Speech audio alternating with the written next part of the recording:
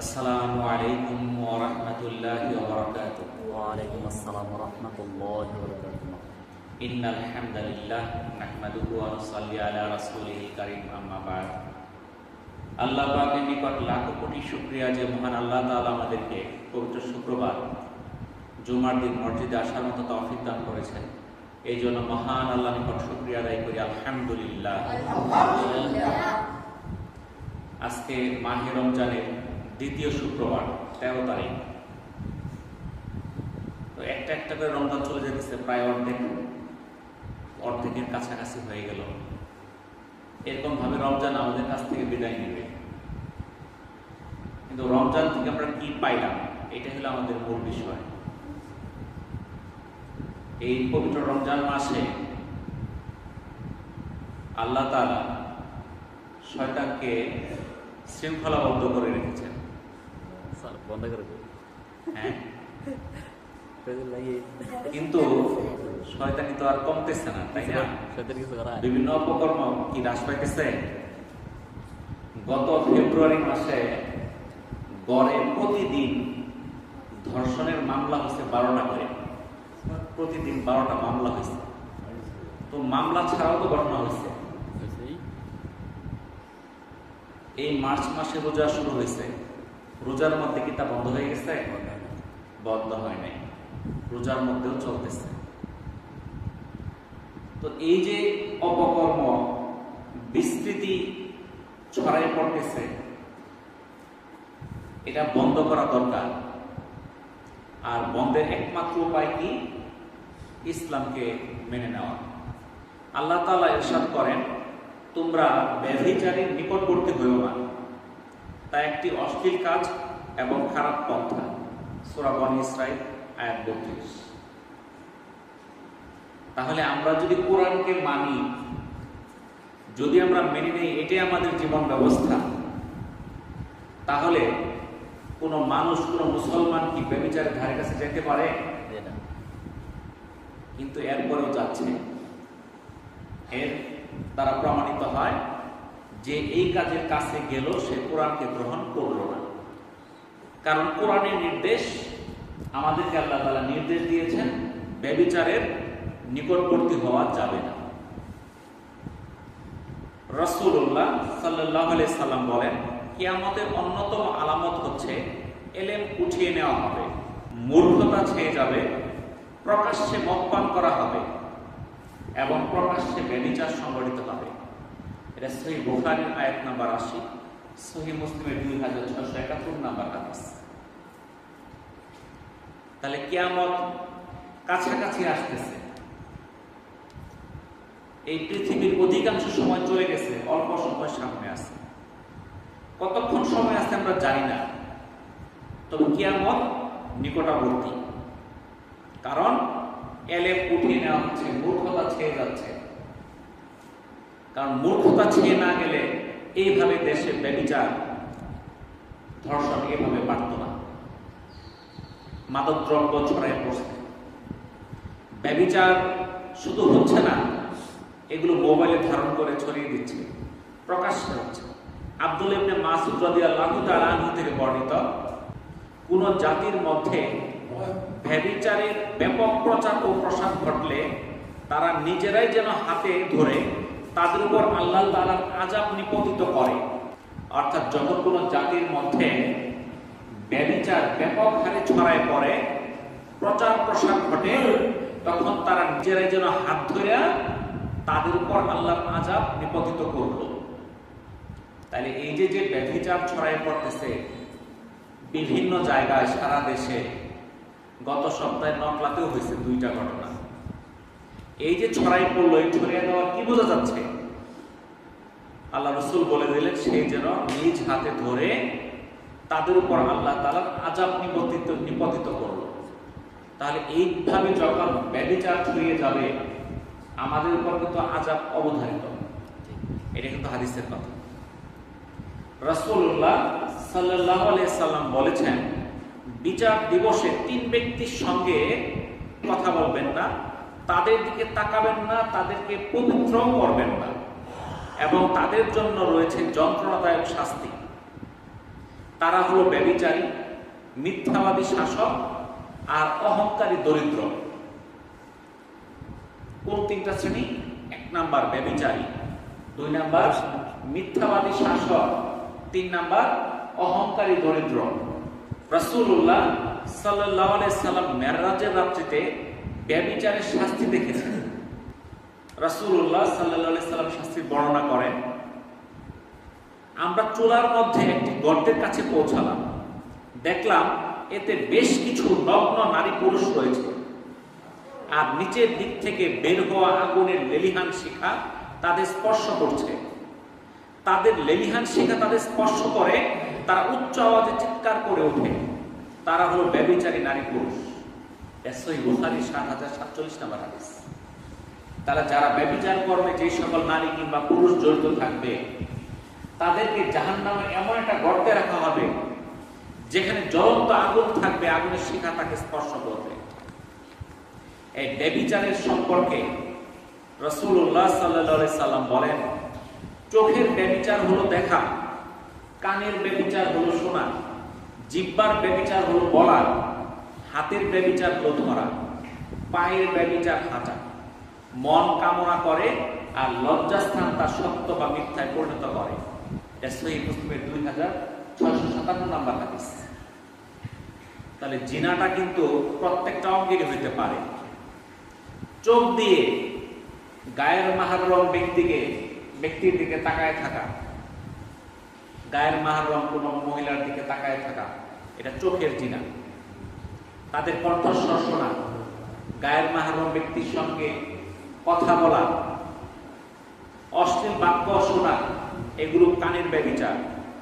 জিহ্বা দিয়ে অশ্লীল বাক্য বলা, হাত দিয়ে স্পর্শ করা, এগুলো হাতের ব্যভিচার।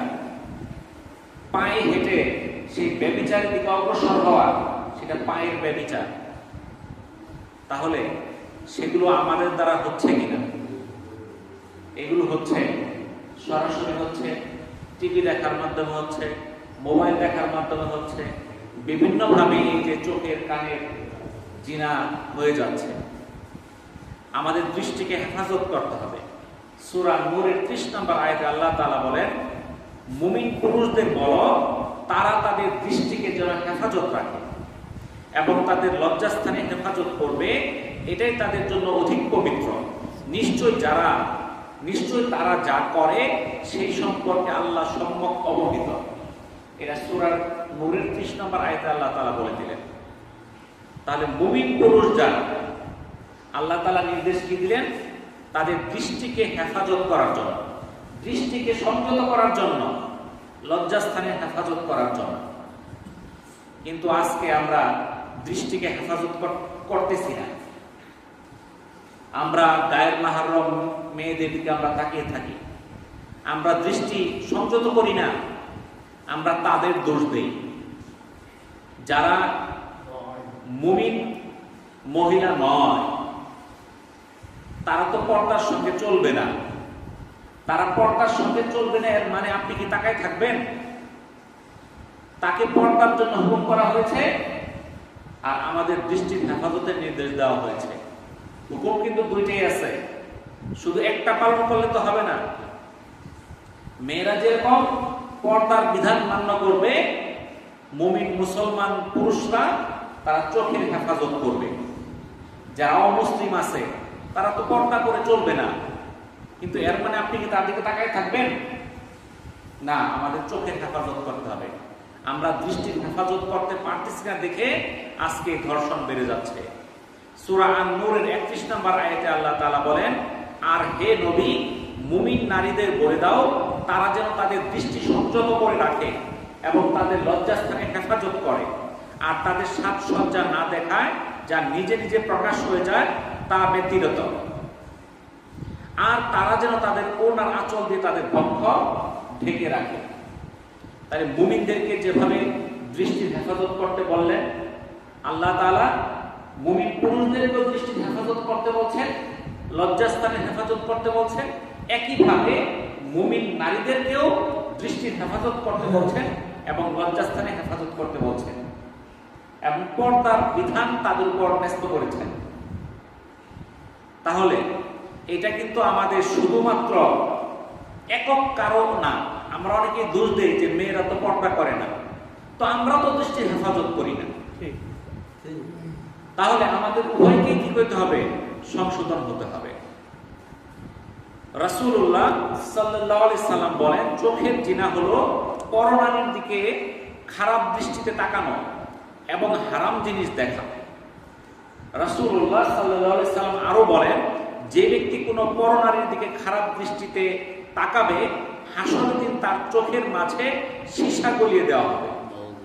কত কঠিন! একটা মেয়ে পর্দা করে গেল না, এর মানে আপনি তার দিকে তাকায় থাকবেন? এই তাকায় থাকার শাস্তি কি? হাসরের ময়দানে তার চোখের মধ্যে উত্তপ্ত সীসা গলায় দেওয়া হবে। চিন্তা করে দেখেন, হযরত উবাইদা ইবনে সামিত রাদিয়াল্লাহু তাআলা আনহু থেকে বর্ণিত, তিনি বলেন, রাসূলুল্লাহ সাল্লাল্লাহু আলাইহি সাল্লাম বলেছেন, তোমরা আমাকে 6টি জিনিসের নিশ্চয়তা দাও, আমি তোমাদেরকে আল্লাহর জান্নাতের নিশ্চয়তা দেব। রাসূল সাল্লাল্লাহু আলাইহি সাল্লাম কি বলতেছেন? তোমরা আমাকে 6টি জিনিসের নিশ্চয়তা দাও, আমি তোমাদেরকে জান্নাতের নিশ্চয়তা দেব। কি কি? 1 নাম্বার, তোমরা যখন কথা বলবে সত্য কথা বলবে। 2 নাম্বার, যখন তোমরা ওয়াদা করবে ওয়াদা পালন করবে। 3 নাম্বার, তোমরা আমানতকে যথাস্থানে পৌঁছে দিবে। 4 নাম্বার, তোমরা তোমাদের হাতকে সংযত রাখবে। 5 নাম্বার, তোমরা তোমাদের চক্ষুকে সংযত রাখবে। 6 নাম্বার, তোমরা তোমাদের লজ্জাস্থানের হেফাজত করবে। এই 6টা দায়িত্ব দিকে পালন করতে পারে, তার জন্য জান্নাতের জিম্মাদারি আল্লাহ রাসূল নিয়েছেন। সুবহানাল্লাহ। 6টা নেওয়া কিন্তু খুব কঠিন। 1 নাম্বারটা হলো সত্য কথা বলতে হবে। আমরা তো মিথ্যা কথা ছাড়া পেটের ভাতই হজম হয় না, এই অবস্থা নাকি? হ্যাঁ, আছেই।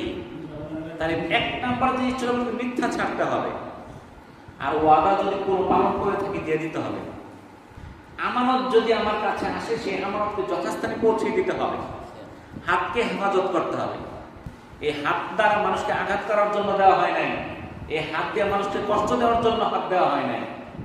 এই হাত দেওয়া হয়েছে উপকার করার জন্য, ভালো কাজ করার জন্য, মানুষকে কষ্ট দেওয়ার জন্য না। আর চক্ষুকে হেফাজত করতে হবে। পরনারীর সামনে আসলে তাকায় থাকা যাবে না, পর্দায় না চললেই তার দিকে দৃষ্টি দেওয়া যাবে না। লজ্জাস্থানকে হেফাজত করতে হবে। এই 6টা জিনিসের জিম্মাদারি যে নিবে, তার জন্য জান্নাতের জিম্মাদারি আল্লাহ রাসূল নেবে। তো আমাদের দেশে যারা অমুসলিম আছে, এরাও মোটামুটি পর্দা করে, কম বেশি, কম করলেও কিছু পর্দা এদের মধ্যে আছে। আমরা বাংলাদেশে যে থাকি, মুসলমানরা যেরকম পর্দায় চলে, অন্য ধর্মের যারা আছে তারাও তাদের কাছাকাছি চলে, একবারে মন্দ না। কিন্তু বাংলাদেশ ছাড়া অন্য দেশে যান যারা অমুসলিম, তাদের যে কাপড় চোপড়, এটা বলাই যায় না কিভাবে তারা পর্দার খেলাফ করে। কারণ তাদের উপর তো পর্দার বিধান নাই, তারা অমুসলিম, তারা ইসলামকে গ্রহণ করে না, তারা তো পর্দা মানে না। তারা অত্যন্ত সংক্ষিপ্ত কাপড়ে চলাফেরা করে। আমি গত ডিসেম্বরে যখন মালয়েশিয়াতে গেলাম, দেখলাম ওইখানে যারা ওই দেশের মুসলমান লোক, তারা পর্দার মধ্যে চলে। প্রত্যেকটা মুসলিম মেয়ে হিজাব পরে, লম্বা কাপড় চোপড় পরে। কিন্তু যারা অমুসলিম, বিভিন্ন দেশ থেকে ওখানে যায়, পর্যটক যায়, অমুসলিম আছে, তাদের পোশাক এটা মানে বলার অপেক্ষা রাখে না, তাদের যা খুশি তাই পরে। কিন্তু আমি পুরুষদেরকে খেয়াল করে দেখছি, তারা কেউই সেই মহিলার দিকে তাকায় দেখে না, তাকানোর মতো সময় নাই কিংবা চিন্তাও নাই। অর্থাৎ তারা দৃষ্টিকে হেফাজত করে। যদি সামনে বেপরদা কোনো মেয়ে এসে যায়, তারা তাকায় দেখে না। কিন্তু আমাদের চোখ এত দৃষ্টিকে আমরা নষ্ট করে ফেলছি, বেপরদা কোনো মেয়ের সামনে আসলে আমরা চোখ আর নামায় রাখি না। তাহলে আল্লাহ রাসূলের দেশ মক্কা মদিনা, যখন সেখানে দ্বীন প্রচার শুরুর পর্যায়ে ছিল, তখন তো মুসলমানের চেয়ে সেখানে ওই অন্য ধর্মের লোক কিংবা সেখানে মুসলমানের বাইরের লোকই তো বেশি ছিল, কাফের সংখ্যায় বেশি ছিল। তারা কি পর্দায় চলতো? তারা তো পর্দায় চলতো না, তারা পর্দা করতো না। তাহলে সাহাবীরা কি দৃষ্টি হেফাজত করে নাই? তারা দৃষ্টি হেফাজত করছে। তারা দৃষ্টিকে হেফাজত করার কারণে তাদের দ্বারা কোনো মন্দ কাজ সংগঠিত হয় নাই। আর এই মন্দ কাজ সংগঠিত হওয়ার আরেকটা কারণ হচ্ছে সঠিক সময়ে সঠিক বিচার না হওয়া। যখন আল্লাহ রসুল এই যে জিনা বা ধর্ষণের শাস্তি বিধান চালু করলেন, যখন আরবে বাস্তবায়ন হইল, তখন এই অপরাধ আর হওয়া সম্ভব হইল না, সব বন্ধ হয়ে গেল। যখন দেখলো এটার যে শাস্তি, এই শাস্তিতে তো কেউই অপকর্ম করবে না। যদি বলা হয় চুরি করলে হাত কেটে দেওয়া হবে, যদি এই এলাকার মধ্যে একটা লোকের হাত কেটে দেওয়া হয়, তাহলে আরো কোনো লোককে চুরি করার সাহস পাবে? বলবো দেখি। কিন্তু আজকাল চুরি করলে কি হয়, এই দুই একটা পিটনা দিয়ে ছেড়ে দিল। তাকে জেল খাটাইতে গেলে বড় জোর 3 মাস। এরপরে যে জেল খাটবো ওর চেয়ে বেশি শাস্তি হলো যে মামলা করবো, আদালতে যাওয়া, উকিল ধরা, দৌড়াদৌড়ি, অনেক কিছু করে 3 মাসের জেল খাটাবো। বিচার না থাকার কারণেই তো এই দেশের মধ্যে কি অপকর্মগুলো, ধর্ষণ বেড়ে যাচ্ছে। যদি একটি মেয়ে যদি এই ধর্ষণের শিকার হয়, সে এই যে ভিকটিম এটা প্রমাণ করার জন্য তার আদালতের দ্বারে দ্বারে বছরের পর বছর ঘুরতে হয়, এমনকি 5, 10, 20 বছরও লাগে। তখন দেখা যায় যে এই বিচার আর সে করতে পারে না। কারণ যদি সে দরিদ্র হয়, সে মামলা চালান তার খরচ নাই। যে ধর্ষণ করছে সে যদি টাকাওয়ালা হয়, সে অনেক টাকা খরচ করে, ও সে 1 মাস পরে জামিন নিয়ে আইসা পড়ে, তার কিছুই হয় না। এমনকি তাকে হাতত পর্যন্ত উঠাইতে পারে না। আমাদের দেশে একদল আইনজীবী আছে, আমরা যাদেরকে উকিল বলি, আইনজীবী। এরা টাকার বিনিময়ে অপরাধীকে, সে জানে এই লোকটা অপরাধী, কিন্তু সে তাকে নিরপরাধ প্রমাণ করে। যদি কোনো আইনজীবী কোনো অপরাধী ব্যক্তিকে জেনে শুনে তাকে নিরপরাধ প্রমাণ করে, তাহলে সেই অপরাধী ব্যক্তি যেই পাপ কাজ করেছে, সেই পাপ কাজের যে শাস্তি হবে, তাকে যে সেই কাজ থেকে বাঁচাইলো, সেও সমান পাপের ভাগিদার হবে। বুঝতে পারছেন? সে যে ধর্ষণকারীকে বাঁচাই দিল, মিথ্যা তাল বাহানা দিয়া, মিথ্যা প্রমাণ দিয়া, বড় সাক্ষী নিয়ে আসো 5 জন 10 জন। আসলে এই কর্মকাণ্ড যখন হয়, তখন কি সাক্ষী আশেপাশে 8-10 জন থাকে নাকি? প্রমাণ করাই তো কঠিন হয়ে যায়। মেডিকেল রিপোর্ট টাকা দিয়ে চেঞ্জ করে ফেলে। যদি কি থাকে, সেখানে বড় কোনো তার নেতা থাকে, দলীয় প্রভাব থাকে, তার মামলাই করতে পারে না, থানাতে মামলাই নেয় না। তাহলে এই যে বিচারহীনতা, এই বিচারহীনতার কারণে আজকে ধর্ষণ বেড়ে যাচ্ছে। যদি সঠিক বিচার হয়, আজকে ঘটনা ঘটেছে, কালকেই বিচার হয়ে যাবে, 1 সপ্তাহের মধ্যে বিচার হয়ে যাবে। মানুষ যখন দেখবে যে না, এই অপকর্ম করলে বিচার হয়, তখন এইদিকে মানুষ আর আগাবে না। আর যখন দেখে যে এই কর্মকাণ্ড তো প্রতিদিনই হচ্ছে, বিচার তো হচ্ছে না, যেখানে ফেব্রুয়ারি মাসে প্রতিদিন গড়ে 12টা এই ধর্ষণের মামলা হচ্ছে, প্রতিদিন 12টা মামলা, তাহলে 12টা ছাড়াও তো আরো মামলা ছাড়াও তো আরো হয়েছে। বিচার কয়টা হয়েছে ফেব্রুয়ারি মাসে? রায় কয়টা হয়েছে আপনি দেখেন। যদি দেখা যায় তো যে প্রতিদিন 3টা 4টা বিচার হচ্ছে, আমাদের দেশে ইসলামী আইন নাই, কিন্তু রাষ্ট্রীয় আইন যেটা আছে সেটাই বাস্তবায়ন করুন। ওইটাও যদি বাস্তবায়ন করে, তাহলে ধর্ষণ দেশে হবে না। আমাদের দেশের আইনজীবীরা যদি এই চিন্তা করে, আমি কোনো অপরাধীর পক্ষ নেব না, আমি ন্যায় বিচার প্রতিষ্ঠা করব, সে যদি অপরাধী হয় তাকে অপরাধী সাব্যস্ত করব, সে যদি অপরাধী না হয় তাকে নিরপরাধ সাব্যস্ত করব। কিন্তু কোনো অপরাধীর পক্ষ নিয়ে কোন আইনজীবী যদি কোনো অপরাধীকে বাঁচায় দেয়, তাকে হাসরের ময়দানে তাকে অপরাধী হিসেবে উঠানো হবে।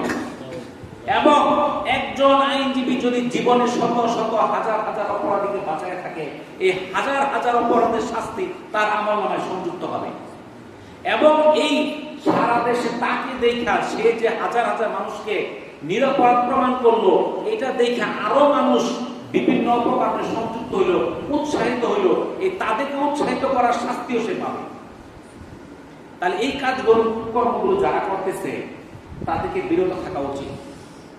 আমরা কোন আইনজীবী যারা আছে, তারা যেন জেনে শুনে কোনো অপরাধী ব্যক্তিকে বাঁচানোর চেষ্টা না করে। যদি আপনার আখিরাতের উপর বিশ্বাস থাকে, যদি আপনার হাসরের বিশ্বাস থাকে, বিজানে বিশ্বাস থাকে, যদি আল্লাহর উপর বিশ্বাস থাকে, কোন আইনজীবী যেন কোন অপরাধীর পক্ষ নিয়ে তাকে নিরাপরাধ প্রমাণ না করে। এটা শাস্তি অত্যন্ত কঠোর। তো এই জন্য আমরা যারা আছি, আমরা সাধারণ মানুষ, আমরা মুসলমান।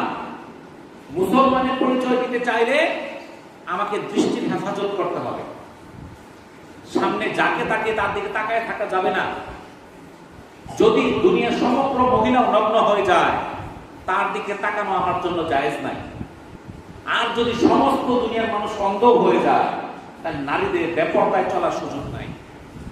নারীদের পর্দা করে চলতে হবে, পুরুষদের দৃষ্টির হেফাজত করতে হবে। তাহলে এই ধর্ষণ থেকে এই দেশ মুক্তি পাবে। তো আল্লাহ তাআলা আমাদেরকে এই অপকর্ম থেকে হেফাজত করুন, সবাই আমিন। তো আজকে রমজান মাস, রমজানের 12টা রোজা চলে গেছে, আজকে 13তম রোজা চলতেছে। তো এই রমজান মাসে আমাদের কিছু আমল আছে। আল্লাহ তাআলা পবিত্র কোরআনে সূরা নূরের 56 নম্বর আয়াতে বলেন, তোমরা সালাত আদায় করো, যাকাত দাও এবং রাসূলের আনুগত্য করো, যাতে তোমরা অনুগ্রহভাজন হতে পারো। আল্লাহ তাআলা পবিত্র কোরআনে বলে দিলেন, তুমি যদি অনুগ্রহভাজন হতে চাও, আল্লাহর অনুগ্রহ চাও, তাহলে সালাত আদায় করো, যাকাত প্রদান করো, রাসূলের আনুগত্য করো। সূরা নিসার 162 নম্বর আয়াতে আল্লাহ তাআলা বলেন, এবং যারা সালাত আদায় করে, যাকাত দেয় এবং আল্লাহ ও পরকালে ঈমান রাখে, আমি তাদের মহা পুরস্কার দেব। তো আল্লাহ তাআলা আমাদেরকে মহা পুরস্কার দিবেন কাদেরকে? যারা সালাত আদায় করে, যাকাত দেয়, আল্লাহ এবং পরকালে ঈমান রাখে, তাদেরকে মহান আল্লাহ তাআলা কি দিবেন? মহা পুরস্কার। সূরা লুকমানের 4 এবং 5 নম্বর আয়াতে আল্লাহ তাআলা বলেন, যারা সালাত কায়েম করে, যাকাত দেয় এবং আখিরাত সম্পর্কে দৃঢ় বিশ্বাস রাখে, এসব লোকই আল্লাহর পক্ষ থেকে হেদায়েত প্রাপ্ত এবং সফলকাম। তো আল্লাহ তাআলা সুসংবাদ দিয়েছেন কাদেরকে? সূরা নামলের 2 এবং 3 নম্বর আয়াতে আল্লাহ তাআলা বলেন, মুমিনদের জন্য পথ নির্দেশ ও সুসংবাদ, যারা নামাজ কায়েম করে, যাকাত প্রদান করে এবং পরকালে বিশ্বাস রাখে। তাহলে সুসংবাদ কাদের জন্য? যারা নামাজ আদায় করে, যাকাত দেয়, পরকালে বিশ্বাস করে। নামাজ পড়তে হবে, যাদের উপর যাকাত ফরজ, যাকাত দিতে হবে। যাকাত কাদের উপর ফরজ? স্বর্ণের ক্ষেত্রে যাকাতের নিসাব হলো 20 মিসকাল, যাকে বলা হয় 7.5 ভরি। আর রূপার ক্ষেত্রে 200 দিরহাম, যেটাকে বলা হয় 52.5 তোলা বা 52.5 ভরি। যদি এই পরিমাণ স্বর্ণ, মুদ্রা, টাকা, ব্যবসায়িক পণ্য তার কাছে 1 বছরের বেশি কাল সময় থাকে, তাহলে তাকে যাকাত দিতে হবে। গবাদি পশুরও যাকাত আছে। আমরা যে গরু ছাগল পালি, এটারও যাকাত আছে, তবে নির্দিষ্টটা মাত্রা আছে। একটা দুইটা পাললে যাকাত হবে না, ওইটা নির্দিষ্ট মান আছে। আপনার কয়টা গরু পাললে, কয়টা ছাগল পাললে, কয়টা উট পাললে যাকাত দিতে হবে, তার বিধান আছে। যারা আমরা বেশি বেশি গরু ছাগল পালি, তারা আমরা হিসাব করব। তবে আরেকটা জিনিস, ফসলেরও কিন্তু যাকাত আছে। ফসলের যাকাতকে বলে উশর। এটা কিন্তু আমরা দিতে চাই না। সূরা বাকারার 267 নম্বর আয়াতে আল্লাহ তাআলা বলেন, হে ঈমানদার লোকেরা, তোমরা নিজেরা যা অর্জন করেছ, সেই পবিত্র এবং যা আমি জমিনের ভিতর থেকে তোমাদের জন্য বের করে এনেছি, তার একটি উৎকৃষ্ট অংশ আল্লাহর পথে ব্যয় করো। তাহলে জমিন থেকে যেটা আল্লাহ বের করে দিয়েছে আমাদের জন্য, সেখান থেকে আল্লাহর পথে কি করতে হবে? ব্যয় করতে হবে। রাসূলুল্লাহ সাল্লাল্লাহু আলাইহি সাল্লাম বলেছেন, যে জমি নদী নালা ও পানিতে সিক্ত হয়, তার উশর বা যাকাত 10 ভাগের 1 ভাগ। আর যে জমিতে পানি দিয়ে বা সেচের মাধ্যমে ফসল ফলানো হয়, সেখানে উশর 20 ভাগের 1 ভাগ। এটা সহিহ মুসলিমের 2144 নম্বর হাদিস। তো আমরা তো সেচের মাধ্যমে ফলন ফলাই, তাহলে ধান 20 মণ হইলে 1 মণ, 40 মণ হইলে 2 মণ, অর্থাৎ 20 ভাগের 1 ভাগ উশর বা যাকাত দিতে হবে ফসলের। কিন্তু গ্রামে গঞ্জে আমরা যারা থাকি, এরা তো বলি আমার ব্যবসা বাণিজ্য নাই, ঘরের মধ্যে স্বর্ণও নাই 7.5 ভরি, রূপাও নাই 52 ভরি, 2-5 লক্ষ টাকা হাতেও নাই, তা তো আমার জাকাত নাই। এটাই কিন্তু আমরা মনে করি, কি ঠিক না? কিন্তু আমরা যে সিজন হইলে 100-150 ধান পান, এই ধানের যে জাকাত আছে, উসর আছে, এটা কি ইমাম সাহেবকে জিজ্ঞাসা করছিলেন? আর সেই উসরটা না দিয়ে যে আপনি গ্রহণ করলেন, আপনার সম্পূর্ণ জিনিস তো হারাম হয়ে গেল। সেটা তো হালাল জিনিসের হালাল রইল না, কারণ ওইখানে 20 ভাগের 1 ভাগ তো গরিব, এতিম, অসহায়, ফকির মিসকিনের হক আমরা দিয়ে দিলাম 1 মণ মসজিদের মধ্যে। জাকাত উসরের দান মসজিদে দেওয়া যাবে না, মাদ্রাসার সাধারণ ফান্ডেও দেওয়া যাবে না। এই যে উসর বা জাকাত বা ফিতরা, এটা সবাইকে দেওয়া যাবে না, এর কিছু খাত আছে, খাত অনুযায়ী দিতে হবে। আমি যেখানে সেখানে দিলেই হবে না। এখন আপনার কতটুক ধান হইলে, কতটুক ফসল হইলে আপনাকে উসর দিতে হবে? নবী করিম সাল্লাল্লাহু আলাইহি সাল্লাম বলেন, 5 ওসাকের কম পরিমাণ শস্যের মধ্যে কোনো জাকাত নাই, 5 উটের কম সংখ্যক কোনো জাকাত নাই, 5 উকিয়ার কম রৌপ্য মুদ্রার কোনো জাকাত নাই। এটা সহিহ মুসলিমের 2135 নম্বর হাদিস। 5 ওসাক পরিমাণ প্রায় 25 মণ, অর্থাৎ 25 মণের উপরে যদি কার কোনো ফলন হয়, তাহলে তার প্রতি 20 ভাগের 1 ভাগ কি দিতে হবে? উসর দিতে হবে। এখন আমাদের যদি হুজুররা বলে, আপনি তো 100 মণ ধান হয়েছে, তাহলে 5 মণ উসর হয়েছে, আপনি দিয়া দেন, আসলে উড়ে না, কই থেকে দিন? 100 মণ দিয়ে চলে না, 5 মণ দিয়ে চলবো? এই জন্য মানুষের অভাব, দুর্যোগ, সমস্যা শেষ হয় না। আপনার যদি নিয়ত থাকে, আমার যা ফলন হবে আমি 20 ভাগের 1 ভাগ আমি জাকাত দিয়ে দিব, আপনার ফলনের মধ্যে বরকত হবে। এমন আছে 5 মণ দিচ্ছেন, 10 মণ বেশি হয়েছে, অথবা যেটুক হয়েছে এর মধ্যে বরকত হয়ে গেছে। কেমনে? একজন 200 মণ ধান পাইছে, 1 টাকাও জাকাত দেয় নাই, তার মাসে 10,000 টাকার ওষুধ লাগে, 5,000 টাকা ওষুধ লাগে, আর 1-2 হাজার ওষুধ তো বর্তমানে সবারই লাগে। কি কর? 1-2 হাজার টাকার ওষুধ বর্তমানে বয়স 40-50 হয়ে গেলে সবারই লাগে। তোমরা কেউ ডায়াবেটিস, কেউ প্রেশার, কেউ গ্যাস্ট্রিক আছে, এগুলা ছাড়া তখন কিন্তু বলেন না, এই আমার ধান বেচালাম আমি, ওষুধ দিবার যায় তখন কম, তখন তো চিন্তা করেন না। তখন ডাক্তারের কাছে 10,000 টাকা বিল দিয়ে ফেলেন, তখন চিন্তা করেন না। তখন 5 মণ গেল না, 10 মণ গেল, হিসাবই করেন না, টাকা কিন্তু শেষ। কিন্তু যদি আপনি সঠিকভাবে জাকাত দিতেন, আপনার সম্পদটা পবিত্র হয়ে যেত, এর মধ্যে বরকত আসতো, ওইটুক দিয়ে আপনার সংসার চলে যেত। কিন্তু জাকাত না দেওয়ার কারণে বরকত শেষ হয়ে গেল, পবিত্রতা নষ্ট হয়ে গেল, আপনার অভাব ছাড়ে না, অভাব আর অভাব, ঋণ আর ঋণ, সময় যায় বাড়ে, সময় যায় বাড়ে, মাসিক কিস্তি দিতে দিতে যান শেষ, যান চলে না। ঋণ নাই এমন লোক খুঁজে পাওয়া কঠিন। জিজ্ঞাসা করে দেখেন, আপনারা চিন্তা করে দেখেন, এখন এনজিও হয়ে ঘরে ঘরে ঋণ। আগে তো এত ঋণ পাওয়া গেছে না, ঋণ পাইতেও আছে, নিতেও আছে, কিস্তি ছাড়া কোনো লোক নাই, খুবই কম। কিসের জন্য? বরকত চলে গেছে। তাহলে যাদের উপর জাকাত খরচ, আমরা যারা আলেম আছে তাদেরকে জিজ্ঞাসা করে নিব যে আমার এই সম্পদ আছে, আমি কতটুকু জাকাত দিব, আমি এইটুকু ফসল পাইছি, কতটুকু জাকাত দিব। আমি আলেমদেরকে জিজ্ঞাসা করে আমি হিসাব করে জাকাত দিয়ে দিব, আমার ফলন কতটুকু তার উসর আমরা দিয়ে দিব। তাহলে আপনার মধ্যে বরকত আসবে, আপনার সম্পদে বরকত আসবে, আপনার অভাব হবে না। তো এই যে রমজান মাস, এই রমজান মাসে আমাদের জন্য একটা জিনিস বাধ্যতামূলক করে দেওয়া হয়েছে, যার নাম সাদগাতুল ফিতর। আমরা বলি ফিতরা, এর নাম হলো সাদগাতুল ফিতর। এটা কখন আদায় করতে হয়? এটা আদায় করতে হবে ঈদের নামাজের আগে।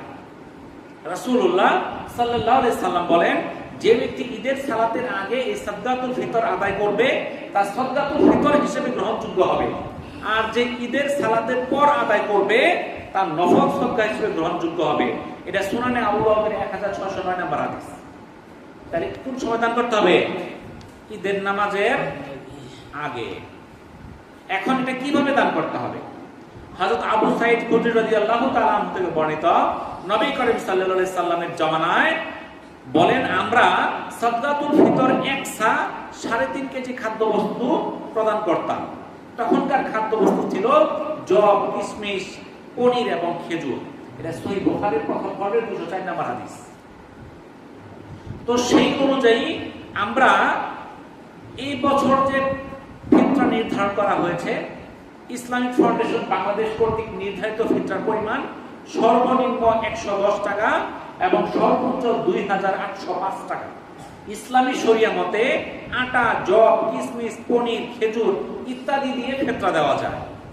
যদি গম বা আটা দিয়ে ফিতরা আদায় করা হয় তাহলে দিতে হবে 1 কেজি 650 গ্রাম, যার বর্তমান বাজার মূল্য 110 টাকা।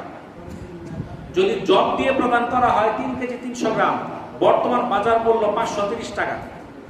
যদি খেজুর দিয়ে প্রদান করা হয় তাহলে 3 কেজি 300 গ্রামের মূল্য 2310 টাকা। কিশমিশ দিয়ে প্রদান করা হলে 3 কেজি 300 গ্রামের বাজার মূল্য 180 টাকা। আর পনির দিয়ে প্রদান করলে 3 কেজি 300 গ্রামের মূল্য 2805 টাকা। তাহলে এই যে ফিতরাটা, এটা আমাদের সামর্থ্য অনুযায়ী। এখন যে গরিব মানুষ ওইও তো 110 টাকা, যে কোটিপতি ওইও তো 110 টাকা। এটা কি কথা হইল? দুইজনকে এক লোক নাকি? হযরত আব্দুল্লাহ ইবনে আমর রাদিয়াল্লাহু তাআলা আনহু থেকে বর্ণিত, রাসূলুল্লাহ সাল্লাল্লাহু আলাইহি সাল্লাম একজন ঘোষণা প্রেরণা করলেন যেন মক্কার পথে পথে সে যেন এই ঘোষণা করে যে জেনে রাখো, প্রত্যেক মুসলিম নর নারী, গোলাম স্বাধীন, ছোট বড় সকলের উপর সাদকাতুল ফিতর অপরিহার্য। 2 মুঠ গম কিংবা 1 সা অন্য খাদ্য বস্তু। জামি তিরমিজি প্রথম খণ্ডে 85 নম্বর হাদিস। তাহলে এই সাদকাতুল ফিতর কাকে দিতে হবে? নর নারী, গোলাম স্বাধীন, ছোট বড় সবার। এটা এমন না ছোট বাচ্চা ওই কোথেকে দিব, আর অভিভাবক দিবে। হযরত আব্দুল্লাহ ইবনে আব্বাস রাদিয়াল্লাহু তাআলা আনহু থেকে বর্ণিত, তিনি রমজানের শেষ দিকে বর্ষার মিম্বরের উপর খুতবা দানকালে বলেছেন, রাসূলুল্লাহ সাল্লাল্লাহু আলাইহি সাল্লাম সাদকাতুল ফিতর গোলাম স্বাধীন, নারী পুরুষ, ছোট বড় প্রত্যেকের উপর অপরিহার্য করেছেন। 1 সা খেজুর বা জব কিংবা অর্ধ সা গম। সূরা আবু দাউদের প্রথম খণ্ডে 229 নম্বর হাদিস। তাহলে এই যে সাদকাতুল ফিতর, এটা আমরা কেন দিব? আল্লাহ তাআলা আমাদের জন্য কেন এটা নির্ধারিত করলেন? এই সাদকাতুল ফিতরের 2টা তাৎপর্য।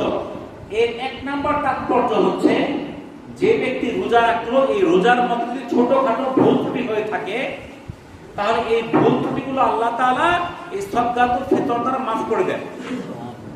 আমরা রোজার মধ্যে কি ছোটখাটো ভুল করে ফেলি না? 2-একটা মিথ্যা কথা বলে ফেলছি, 2-একটা মুখে অশ্লীল বাক্য বলে ফেলছি ভুলে, এরকম কিছু ত্রুটি হয়ে গেছে। এই ত্রুটিগুলো মাফ করে দিবেন কিসের দ্বারা? এই সাদকাতুল ফিতর দ্বারা। আর এই সাদকাতুল ফিতর দ্বারা আরেকটা উদ্দেশ্য হলো, যারা অসহায়, যাদের খাদ্যের অভাবে আছে তাদের খাদ্যের ব্যবস্থা করা। তাহলে এই সাদকাতুল ফিতর আমাদের প্রত্যেকেরই দিতে হবে। এখন এই সাদকাতুল ফিতরটা আমরা কাকে দিব? এইটা এখন কিন্তু দেখবেন যে যখন রোজার মাস আসে আমাদের মধ্যে কিছু প্রফেশনাল ফকির বাইরে হয়। বুঝছেন? প্রফেশনাল বলতে এরা শুধু রোজার মাসে ফকিরি করে, সারা বছর কিন্তু ফকির না।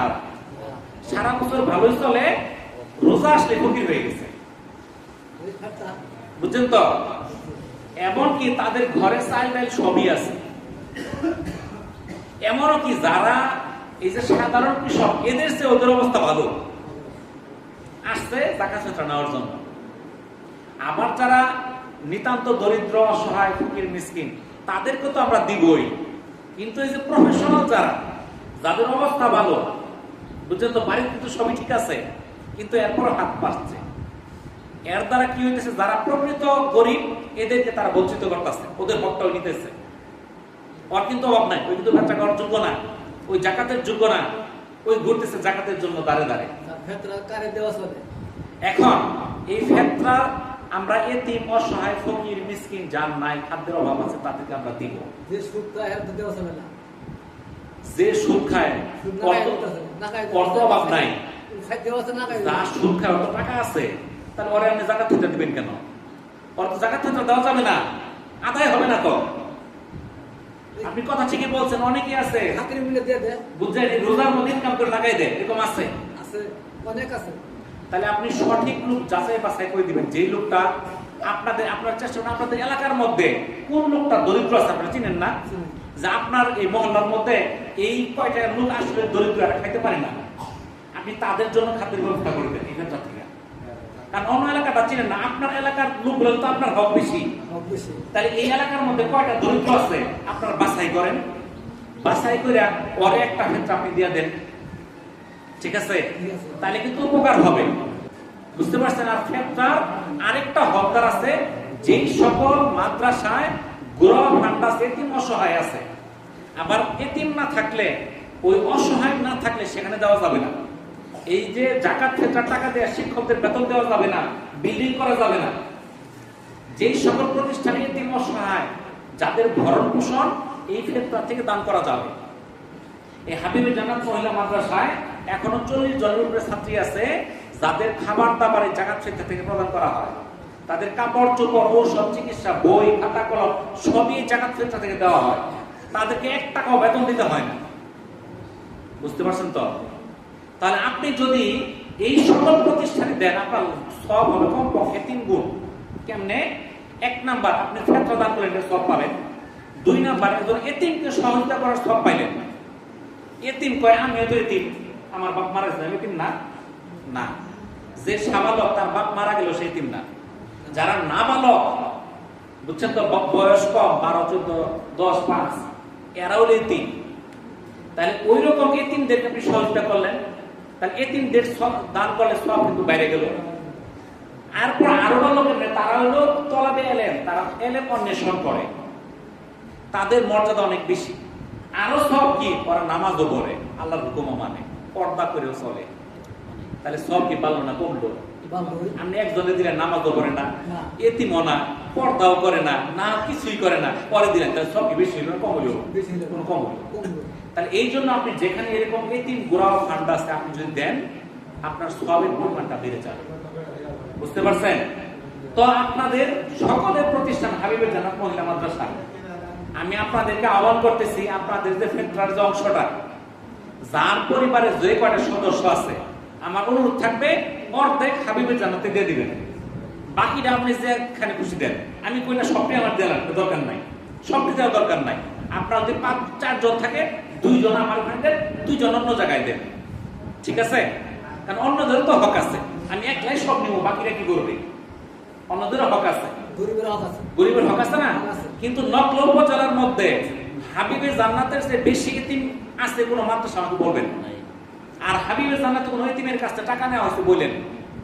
যদি কেউ বলতে পারে তার কাছে 10 টাকা নেওয়া হয়েছে, তাকে বেতন ধরা হয়েছে, তার খাবারের টাকা নেওয়া হয়েছে, একটা এতিম যত সমস্যায় পড়ুক, চিকিৎসায় পড়ুক, তার আমরা চিকিৎসার ব্যবস্থা করি।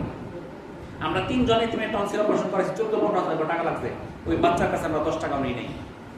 তাদের কাপড় চোপড় দরকার, যখন দরকার আমরা দিতেছি, বই পুস্তক দরকার দিতেছি।